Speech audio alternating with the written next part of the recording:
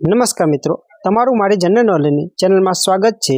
આજના જનરલ નોલેજનો પ્રશ્ન નંબર 1, ગુજરાતમાં ગીર રાષ્ટ્રીય ઉદ્યાન શેના માટે પ્રખ્યાત છે? જવાબ છે સિંહ। પ્રશ્ન નંબર 2, કયા પ્રાણીની પીઠ પર ઊંટ હોય છે? જવાબ છે ઊંટ। પ્રશ્ન નંબર 3, 3 મૂળ શાકભાજીના નામ આપો।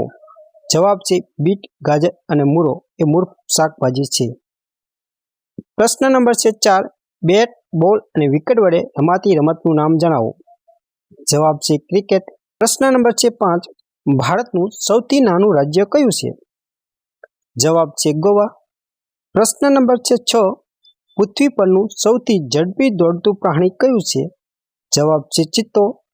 પ્રશ્ન નંબર 7, રણના વાહન તરીકે ઓળખાતું પ્રાણી કયું છે? જવાબ છે ઊંટ।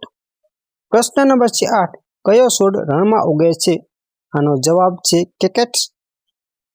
પ્રશ્ન નંબર 9, ભારતનો સૌથી ઊંચો બંધ કયો છે? આનો જવાબ છે ટિહરી ડેમ। પ્રશ્ન નંબર 10, આકૃતિની આસપાસના કુલ અંતરને શું કહેવાય છે? આનો જવાબ છે પરિમિતિ। પ્રશ્ન નંબર 11, 8 બાજુઓવાળી આકૃતિને શું કહેવાય છે? આનો જવાબ છે અષ્ટકોણ। પ્રશ્ન નંબર 12, કયો રંગ શાંતિનું પ્રતીક છે? આનો જવાબ છે સફેદ રંગ શાંતિનું પ્રતીક છે। પ્રશ્ન નંબર 13, ભારતનું રાષ્ટ્રીય વૃક્ષ કયું છે? આનો જવાબ છે વડનું વૃક્ષ। પ્રશ્ન નંબર 14, કયું ફૂલ સફેદ રંગનું હોય છે? આનો જવાબ છે જાસ્મીન। પ્રશ્ન નંબર 15, આગ્રા કઈ નદીના કિનારે આવેલું છે? આનો જવાબ છે યમુના।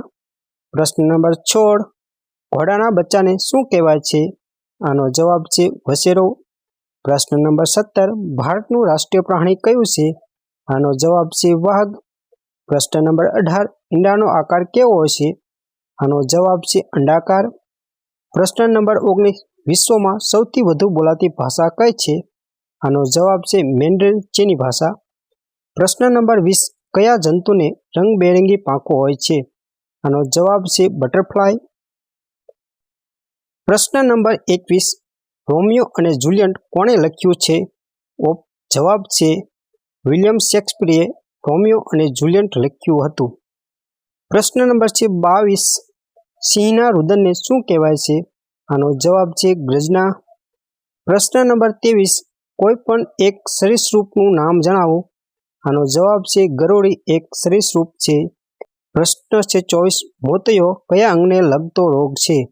આનો જવાબ છે આંખોને।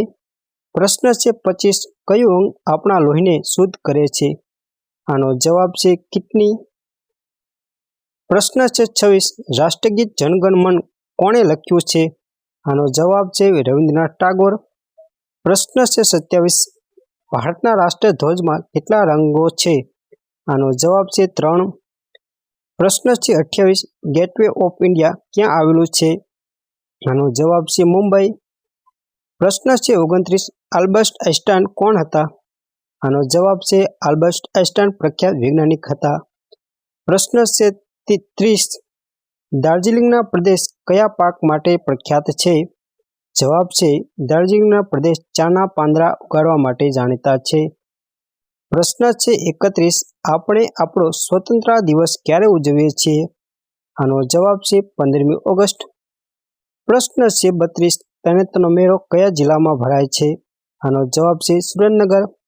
પ્રશ્ન છે 33, ગુજરાતનો વિસ્તાર આશરે કેટલો છે?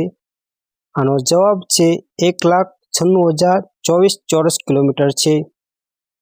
પ્રશ્ન છે 34, મીઠું પકવવામાં ભારતના રાજ્યોમાં ગુજરાતનું સ્થાન કેટલામું છે? આનો જવાબ છે પહેલું। પ્રશ્ન છે 35, વેરાવદર અભયારણ્ય કયા જિલ્લામાં આવેલું છે? જવાબ છે ભાવનગરમાં। પ્રશ્ન છે 36, મીરા દાતાની દરગાહ ક્યાં આવેલી છે? આનો જવાબ છે ઉનાવા। પ્રશ્ન છે 37, સલાયા બંદર કયા જિલ્લામાં આવેલું છે? આનો જવાબ છે જામનગર। પ્રશ્ન છે 38, નવા સુધારણા પ્રમાણે ગુજરાત રાજ્યના કેટલા તાલુકા અને જિલ્લા છે? આનો જવાબ છે 252 તાલુકા અને 33 જિલ્લાઓ છે। પ્રશ્ન છે 39, દાદા હરીની વાવ ક્યાં આવેલી છે? આનો જવાબ છે અમદાવાદ।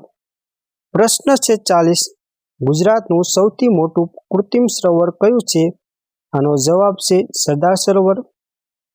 પ્રશ્ન છે 41. ગુજરાતનું સૌથી મોટું બંદર કયું છે?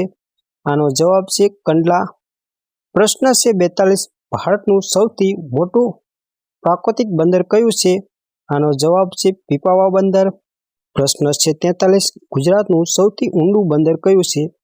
જવાબ છે ગુજરાતનું સૌથી ઊંડું બંદર પીપાવાવ બંદર છે. પ્રશ્ન છે 44. 15મી ઓગસ્ટે લાલ કિલ્લા પર રાષ્ટ્રધ્વજ કોણ ફરકાવે છે? જવાબ છે વડાપ્રધાન. પ્રશ્ન છે 45. ભારતનો પહેલો રાષ્ટ્રધ્વજ ક્યારે ફરકાવવામાં આવ્યો હતો?